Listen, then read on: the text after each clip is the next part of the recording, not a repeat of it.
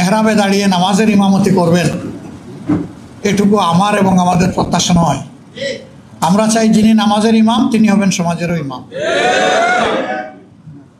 নামাজের ইমামের ইমামতিতে যেমন মসজিদের ভিতরে আল্লাহর বিধান অনুযায়ী নামাজ কায়েম করার কারণে শান্তি প্রতিষ্ঠিত হয়েছে, ঠিক এই মুত্তাকি মানুষগুলা যদি সমাজে নেতৃত্ব দেন তাহলে সমাজেও ইনশাল্লাহ শান্তি কায়েম হবে।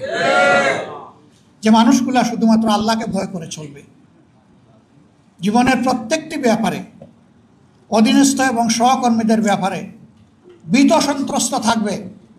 আমাকে হুঁশিয়ার করে দেওয়া হয়েছে, কুল্লুকুম রাঈ ওয়া কুল্লুকুম মাসউলুন আলা আন রাইয়াতি আন রাঈ, যে তোমরা সকলেই দায়িত্বশীল এবং তোমাদেরকে অবশ্যই আল্লাহ তাআলা কিয়ামতের দিন জিজ্ঞাসা করবেন তোমাদের অধীনস্থদের ব্যাপারে। যার দায়িত্ব যত বড় সমাজে তার জিজ্ঞাসাও হবে তত গভীর।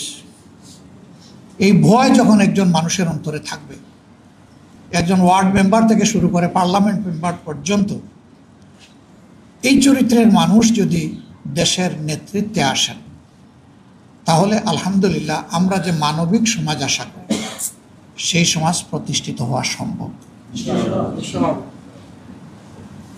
এর বাইরে গিয়ে জ্ঞান বিজ্ঞান দুনিয়াবী যোগ্যতায় পারদর্শী দক্ষ লোকেরা সমাজ পরিচালনা করলে এবং তাদের অন্তরে সেই জবাবদিহির ভয় না থাকলে কি হয় তা তো আমরা দেখছি, নতুন করে তো দেখার কিছু নেই।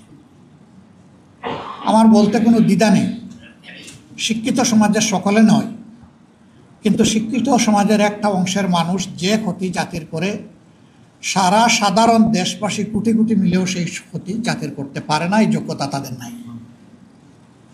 কলমের খুঁচায় একজন মানুষের জাতির কিসমত যেভাবে ধসে পড়ে 1 কোটি মানুষ একত্রিত হয়েও সেই ক্ষতিটা করতে পারবে না। এই ক্ষেত্রেও উলামায়ে কেরামের বিশেষ দায়িত্ব রয়েছে জাতিকে জাগ্রত করা, সতর্ক করা। আপনারা সেই খেদমত আঞ্জাম দিবেন আমরা আপনাদের কাছে আশা করি। কোরআনের আলোকে কোরআনের গল্পই মানুষের জন্য যথেষ্ট। এখানে আহসানুল কাসাস আছে, সুন্দর সুন্দর জীবন ঘনিষ্ঠ গল্প আছে। এই গল্পগুলো মানব জাতির জন্য আল্লাহর পক্ষ থেকে নিয়ামত হিসাবে উপহার, যে এরকমই অতীতে মানুষগুলোর সাথে আল্লাহ তাআলা হয় তার রহমত বর্ষণ করে সাহায্য করেছেন অথবা তাদের দুর্বৃত্তপনার কারণে আল্লাহ তাআলা তাদেরকে শায়েস্তা করেছেন। এটি যথেষ্ট, এর বাইরে আর কোনো গল্প আমাদের আনার প্রয়োজন নেই। এটি যথেষ্ট। সারা জিন্দেগি এই গল্পগুলো বললেও ওই গল্পের যে হাকিকত এটা আমরা শেষ করতে পারবো না উপলব্ধি করে। এটা একটা কন্টিনিউয়াস প্রসেস। আল্লাহ তাআলা আমাদেরকে তৌফিক দান করুন।